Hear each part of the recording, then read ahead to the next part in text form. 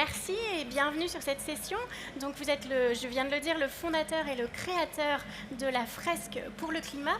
Donc en général, cet atelier de sensibilisation aux enjeux climatiques dure 3 heures. Est-ce que vous pouvez nous expliquer en quelques mots, Ouais. enfin en quelques minutes plus exactement quand même, les grands principes, les grandes étapes qui jalonnent un atelier Ouais. classique? D'accord, en effet, donc l'atelier il dure 3 heures et c'est deux grandes parties. Il y a une première partie qui est basée sur un jeu de 42 cartes et on doit les remettre dans l'ordre des causes et des effets. Donc on est 5 à 7 participants autour d'une table, on a les cartes devant nous, lot par lot au fur et à mesure, on les organise et on essaie de comprendre tout l'enchaînement de causes et de conséquences entre les activités humaines, les phénomènes physiques, puis les conséquences pour les humains. Donc les causes et les conséquences du changement climatique et on comprend que l'homme est à l'origine et l'homme va également subir les conséquences à la fin. Ça, c'est la première partie. Ouais. La deuxième partie, une fois qu'on a compris que c'était bien plus grave que ce qu'on imaginait en général, la deuxième partie, ça consiste à dire, bon ben maintenant, qu'est-ce qu'on fait ?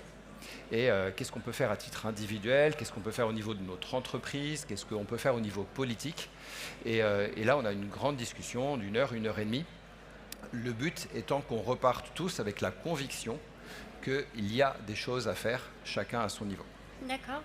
Et c'est vraiment intéressant justement de se baser sur une forme de jeu, d'avoir un peu ce côté ludique pour dire des choses parfois un peu terrifiantes. En tout cas, ça fonctionne très bien. Et comment vous avez eu, vous, cette idée d'utiliser le jeu, les cartes pour... a priori, on ne met pas forcément en lien le rapport du GIEC, les rapports du GIEC avec un jeu de cartes. Voilà, comment cette idée novatrice vous est-elle venue ? Elle m'est peut-être venue parce que j'avais déjà créé un jeu pédagogique autrefois, c'était sur la dégustation du vin, ça n'a rien à voir, mais ça m'avait peut-être donné les réflexes. Et donc en fait, j'ai beaucoup donné des cours sur le climat à des amis, des contacts professionnels, etc. Et un jour, j'ai testé quelque chose d'un petit peu plus interactif que le PowerPoint habituel. Et c'était quelques petits bouts de papier avec des graphiques du GIEC qu'il fallait remettre dans l'ordre des causes et des conséquences. Et quand j'ai testé ce format, j'ai vu que c'était très puissant sur le plan pédagogique. Et ce jour-là, j'ai décidé que j'allais utiliser ce format à chaque fois que je donnais des cours. Ça m'a permis de l'améliorer au fur et à mesure et par la suite, il est devenu extrêmement autoporteur. Et je le mettais dans les mains d'amis à moi qui n'étaient pas des experts et ils pouvaient animer avec ça. Ils me disaient c'est génial parce que je suis pas expert mais ça marche tout seul et du coup ça a donné l'envie de le diffuser plus largement. C'est né comme ça. D'accord, d'accord. Donc cet outil répond complètement à la question qui nous occupe aujourd'hui, celle de démocratiser la transition. Mais vous, par rapport à ce thème-là, en quoi vous considérez que cet outil est vraiment justement le plus pertinent pour démocratiser, Je ne sais pas si c'est le plus pertinent. On a constaté qu'il marchait bien. Et donc, il faut aller le plus vite possible maintenant dans la sensibilisation en général. Donc, déjà, pourquoi est-ce qu'on a besoin d'expliquer le changement climatique autour de nous? Ça, c'est le premier point. Et après, on verra pourquoi la fresque, ça fonctionne. On en a besoin parce que le nombre de personnes qui sont vraiment au courant qu'il y a un changement climatique, que c'est grave, que du niveau de l'ampleur et la gravité du sujet et aussi de la hauteur de la marche pour arriver à contrer ça, le nombre de personnes au courant, il est en fait très faible. Et quand on est militant du climat, que ça fait quelques années qu'on a commencé à s'intéresser à ça, qu'on a lu des choses, etc., on a tendance à oublier qu'autour de nous, il y a plein de gens qui ne sont pas au courant. On oublie très vite, en fait, ça. Parce que tout ce qu'on a acquis comme connaissance récemment, c'est devenu hyper naturel, c'est devenu un réflexe et on est persuadé que tout le monde est au courant. Et en fait, non, c'est pas vrai. Voilà. Et très souvent, du coup, on zappe cette partie qui est, il faut commencer par expliquer le sujet à tous les gens autour de nous et après leur proposer de réfléchir aux solutions. Alors la fresque, pourquoi ça marche? Parce que l'outil est très autoporteur, on forme très facilement des animateurs. Le contenu est exclusivement basé sur les rapports du GIEC, donc c'est une info qui est disponible, qui est là, qui est sérieuse, qui est incontestable. Et ensuite, donc, on forme très facilement des animateurs. Donc vous avez 10-20 personnes devant vous, vous animez une première fresque du climat. Parmi eux, il y en a à peu près 1 sur 10 qui va dire moi je me formerai bien à l'animation. Ils deviennent eux-mêmes animateurs, ils font la même chose avec leurs amis, etc. Et ça fait boule de neige. Voilà. Et donc, vu que ça a le projet, il a ce potentiel d'être exponentiel et d'être viral. Ben, c'est ça qui a permis de passer de 1000 personnes il y a 5 ans à 1 million de personnes aujourd'hui qui ont fait l'atelier. Et 1 million de personnes dans le monde entier, hein, c'est ça? Oui, dans le monde entier, oui. Ça a été traduit dans une centaine C'est traduit dans 45 langues. On est présent dans plus de 100 pays. On a même des référents officiels dans 60 pays à peu près. Ah oui, donc la toile, elle continue à s'étendre autour de la fresque pour le climat et elle s'est diversifiée aussi. Aujourd'hui, on a des fresques qui sont à peu près sur... Oui, il y a eu des initiatives sur d'autres thématiques. Il y a des gens qui ont adopté le même principe pédagogique que la fresque du climat et qui ont créé des ateliers sur d'autres thématiques, la biodiversité, les déchets, le numérique, etc. Oui. Et vous disiez, il y a une personne sur 10 environ qui devient... En ordre de grandeur, oui. Il y a une partie des participants qui va vouloir, par la suite, devenir animateur et animatrice et s'emparer du jeu. Et est-ce que vous avez aussi constaté des changements de vie plus radicaux? Je crois que vous avez eu des témoignages de personnes qui... Alors, j'ai pas de stats, j'ai juste des témoignages directs.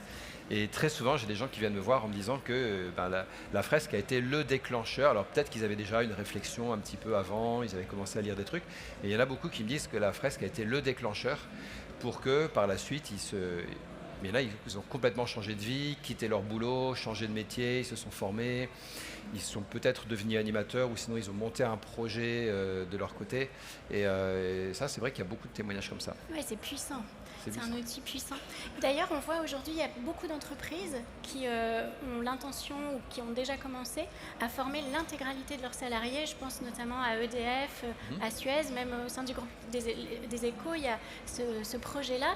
Qu'est-ce que ça peut provoquer en fait? Parce que là, vous dites que ça peut être un outil puissant qui peut provoquer des changements de vie à l'échelle individuelle.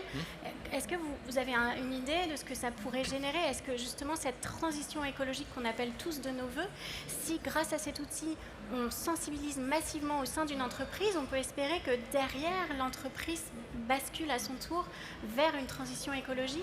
C'est le pari. Oui.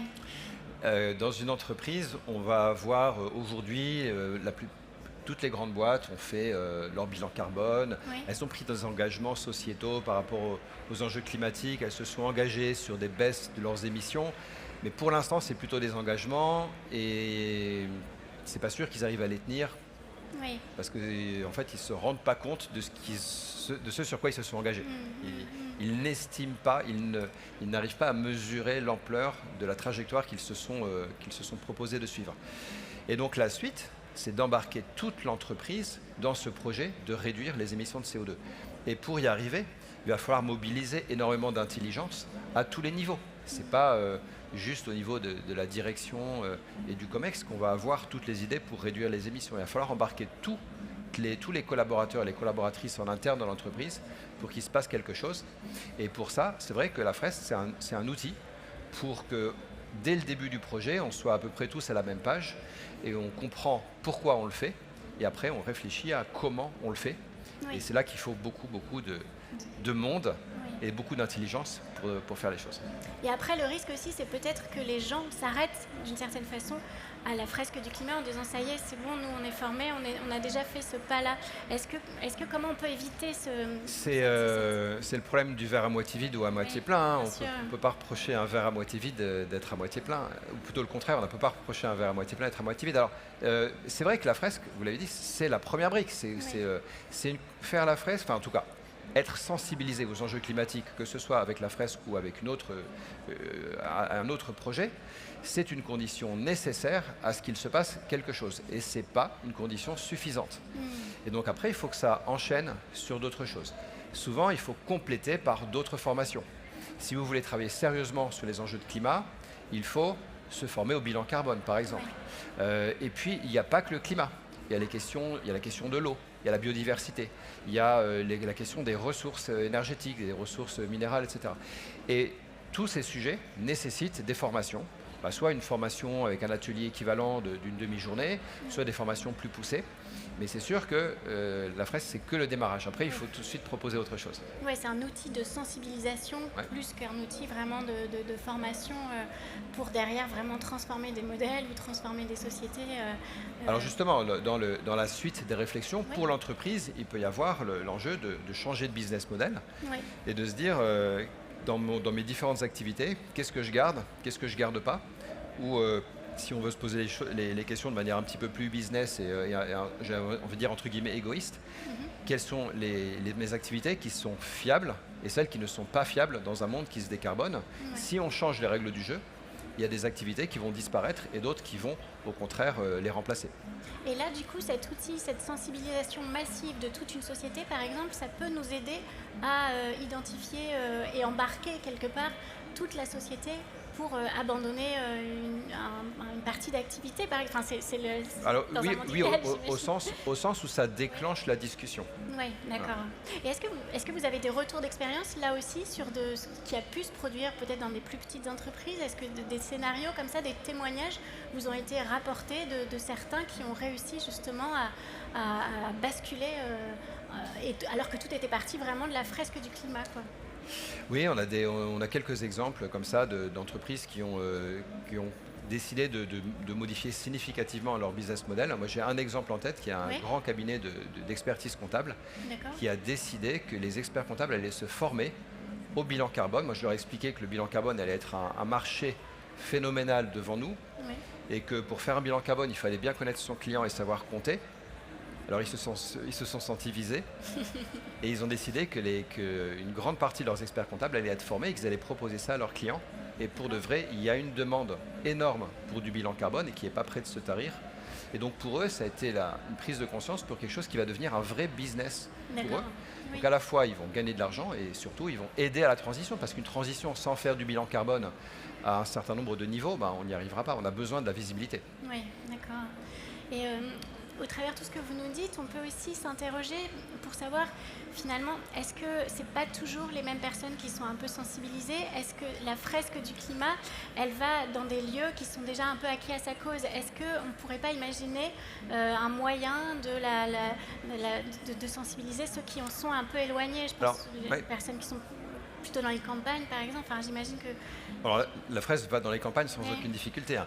Mais déjà, en fait, on a pas mal parlé des entreprises. Déjà, quand on fait la fresque dans une entreprise, on va toucher tous les collaborateurs. Donc, on ne va pas s'adresser qu'à ceux qui sont déjà sensibilisés. Oui. Donc, en termes donc sur ce plan-là, c'est sûr qu'on va pouvoir toucher d'autres personnes. Maintenant, il faut aussi toucher d'autres catégories socio-professionnelles. C'est un enjeu pour la fresque. Donc, elle y arrive, mais on a encore du travail pour toucher encore plus de monde. Et c'est ce qui va nous occuper dans les mois et les années à venir. C'est comment est-ce qu'on est sûr d'aller toucher toute la population. Donc là, on discute beaucoup avec Ferris, qu'on verra tout à l'heure, qui a monté banlieue et climat, pour aller sur des populations qui ont moins accès peut-être que les CSP+, des gens qui ont fait des études supérieures, ils ont peut-être un peu moins accès à ces sujets-là. Et on a envie aussi de leur expliquer parce que ils sont les premiers concernés par les conséquences du changement climatique. Ils ont le droit de savoir, tout le monde a le droit de savoir. Et il faut absolument porter ce message partout. Derrière aussi, c'est un enjeu de pouvoir, quoi, de savoir. C'est un enjeu de pouvoir, exactement. Ouais. Et est-ce que justement la fresque du climat pourrait être déclinée pour être plus accessible à ceux qui en sont le plus éloignés? Est-ce que c'est envisageable? Déjà, la fresque est quand même très accessible. C'est-à-dire qu'il y a plusieurs niveaux de lecture. Hein. Si vous êtes déjà un peu expert, vous allez la faire plus facilement, mais vous allez toujours apprendre quelque chose. Ouais. Et si vous n'êtes pas très familier avec des notions scientifiques, au pire, on enlève quelques cartes qui sont un peu plus compliquées. Mais la fresque, j'ai réussi à la faire dans plein de milieux différents, de niveaux de formation et d'éducation différents, et ça marche. Alors on réfléchit toujours à éventuellement avoir une version encore un petit peu plus accessible, mais globalement ça marche déjà très bien. Et puis il y a une version enfant aussi pour les plus jeunes. D'accord. Et du coup de l'autre côté du spectre, vous allez former aussi tous les hommes politiques, enfin ceux qui sont censés déjà être les plus sensibilisés, mais qui ne le sont pas forcément, on le voit bien. Sinon, on aurait probablement des politiques plus ambitieuses. Est-ce que là aussi, ça peut avoir des conséquences importantes? Le fait de former tous les membres du gouvernement, ça va être le cas. Finalement, tous les fonctionnaires vont être formés à la fresque du climat. Quelles sont les attentes derrière? Tous les fonctionnaires, donc on va voir ce qui sera. Il y a un appel d'offres qui a été émis par le gouvernement et l'association La Fresque du Climat a répondu à cet appel d'offres. Ouais. Donc on espère gagner, mais on ne peut pas présumer de ce qui sortira de cet appel d'offres. Et il s'agit de former en effet entre 25 et 35 000 fonctionnaires parmi les classes A des fonctionnaires. Et dans la foulée, C'est-à-dire qu'une fois qu'on aura formé autant de monde, il y aura en interne dans la fonction publique suffisamment d'animateurs internes et même de formateurs d'animateurs pour qu'ils puissent continuer et toucher 2,5 millions de fonctionnaires en France sur les 3 prochaines années, par exemple. D'accord. Et c'est sûr qu'avec ce niveau de sensibilisation, on peut commencer à espérer que ça va déclencher des choses. Déclencher des choses. D'ailleurs, on va sûrement aborder ce thème-là avec notre prochain intervenant, donc, qui est Mathieu Mocor, qui est délégué interministériel à la jeunesse. Et je crois que vous aviez une question aussi à lui poser justement sur cette sensibilisation et cette formation qui ne doit peut-être pas toujours être réservée à la jeunesse. C'était un peu votre petite... Et alors déjà, en fait, j'en ai deux du coup. C'est qu'est-ce qu'on fait pour la jeunesse? Parce que je pense que la fresque du climat, parce que c'est quelque chose qui est facile à déployer, on pourrait faire en sorte que chaque génération qui sort de l'enseignement supérieur, ou même de l'enseignement, de l'éducation nationale, ait eu l'occasion de faire la fresque, éventuellement la fresque enfant en primaire ou au collège, et puis la fresque adulte au lycée, par exemple. Donc ça, c'est quand est-ce qu'on arrive à avoir ça pour tous ceux qui sortent du système scolaire. Et puis également, passer le message que la formation aux enjeux climatiques n'est pas réservée aux enfants. Et alors, on a un sujet aujourd'hui qui est qu'à la prochaine COP, à Dubaï, dans le programme de la COP, il y a une journée qui est consacrée à la jeunesse, à la sensibilisation, la formation et les compétences. Et c'est une seule thématique. Et moi, ça me pose problème qu'on associe la notion de formation aux enjeux climat avec la notion de jeunesse, parce que ça sous-entend que c'est réservé aux jeunes. Ça sous-entend que former au climat, c'est pour les enfants. Et c'est pas vrai. C'est pas vrai. Tous les décideurs doivent le faire. L'État français qui a lancé cet appel d'offres, et du coup, on suppose complètement convaincu qu'il faut former les décideurs économiques, les décideurs politiques. S'ils le pensent, on les enjoint de faire un lobbying auprès des organisateurs de la COP pour expliquer qu'il faut séparer ces deux thématiques. La jeunesse, c'est très important, c'est une journée entière. La formation aux enjeux climatiques, c'est très important aussi, c'est une autre journée, c'est séparé. Et si on veut l'associer à un autre thème, je ne sais pas, associons-le au thème de la finance, par exemple, au hasard. Parfait, très bien. Merci beaucoup. On va relayer cette question à Monsieur Mocor. Merci à vous. Monter sur scène après nous. Merci beaucoup. Merci.